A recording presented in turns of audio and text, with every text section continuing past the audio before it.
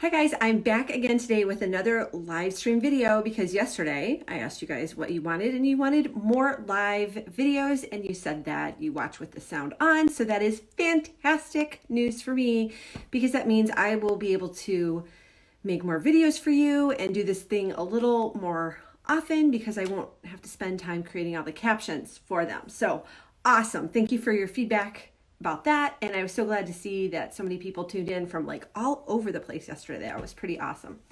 So today what I kind of wanted to talk to you about was the right way to price events or price tickets for events, whether you're doing, could just be a break-even event or it could be for a fundraiser.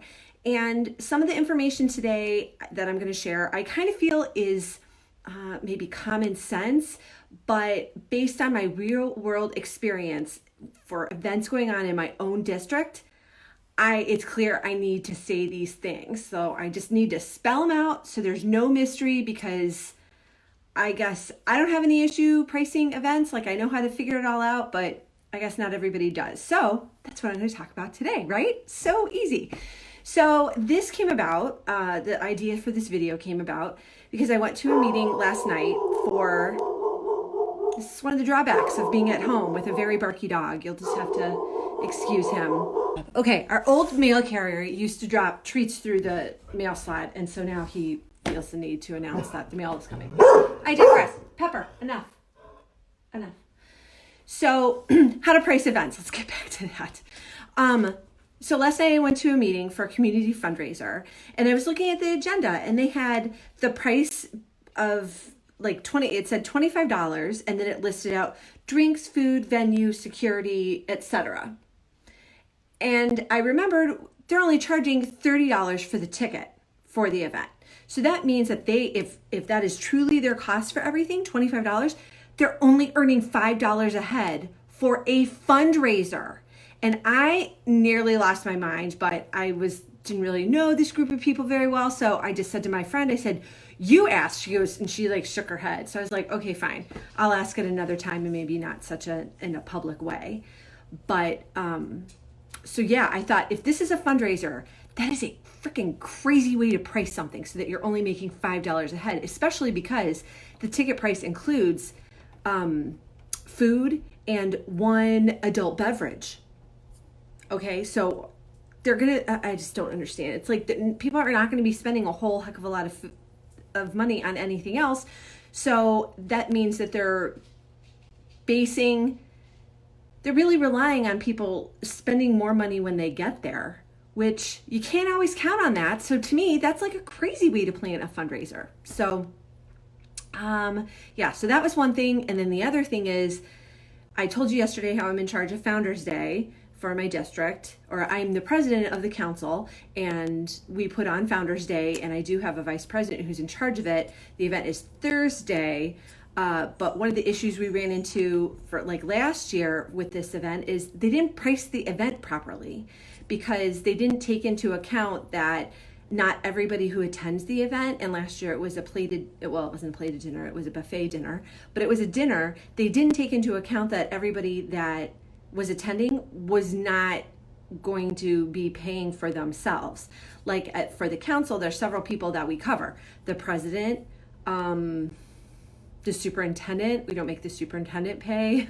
There's other people like that are built in, we give out awards, and so the guest of honor and their guests, they also don't pay. So there was a little bit more of overhead included, and so they got a per head cost of $10 from the caterer, but then, I'm sorry, I'm saying this backwards. They got a per cost head from the caterer of like $9.35 or something like that. It was a little north of $9, but then they only charged at the door, or charged the tickets, $10.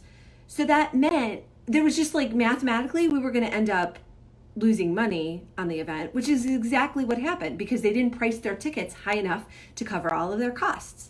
So what are some of the things that you should be taking into consideration when you're planning an event and trying to figure out the ticket price? So one, you want to figure out food and beverages, right? Then you also want to include the cost of the DJ or the entertainment for the evening.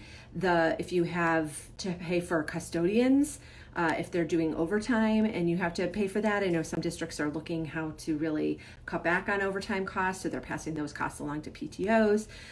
So custodial costs, any deposits, decorations, and then, like I said, any people who aren't actually going to pay. So you want to be leaving yourself as much as 25% over the cost of what you believe it is for incidentals, because things always come up. And especially if you haven't been so good about getting firm numbers, or if you were just kind of ballparking it, you're going to want to leave yourself some wiggle room. So an example for how I made this happen this year is as far as like appropriately pricing things is that we were charging everybody $10 again for Founders Day for like a dessert, basically like a dessert bar, a nice dessert spread. And so I told, I suggested to the vice president who was in charge of it, I was like, remember how we like ran in the hole last year? I was like, let's not have that happen again. Why don't you leave yourself or appropriate like $7.50 per head for just the food and drink and the plates and, you know, the napkins and all that good stuff. And then the remaining 25%, that would cover the people who don't pay, the decorations and any incidentals, right? So that's pretty much how we did it, and I'm hoping that should come out, because for a dessert bar, $7.50 a head is pretty generous. So when you're planning your events, really think about all the things I just said and make sure you're really accounting for those so that you're not going to run into the negative for an event that's just break even, or like really limit your profits for a fundraiser.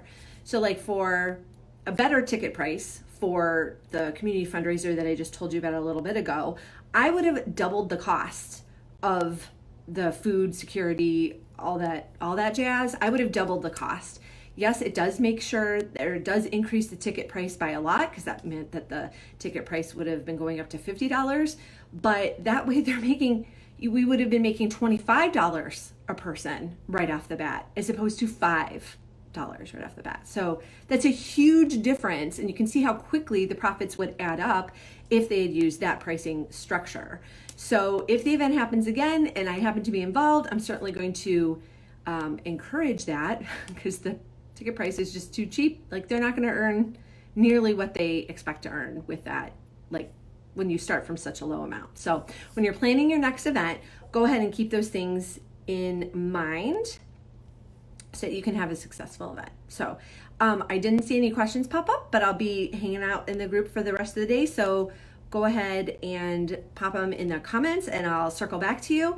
And the other thing I want to know is, what do you want to hear from me? So today I just kind of thought, like, what am I peeved off about today that I could talk about? Because if I'm annoyed by it, I know somebody else in the group is annoyed by it too. So let me know what you want to hear about, and I will try and make it happen. So I don't know if I'll have a chance to be live tomorrow, but I can try and make it happen based on the suggestions I get and see how prepared I can be for you. So until the next time I talk to you, take care. Bye-bye.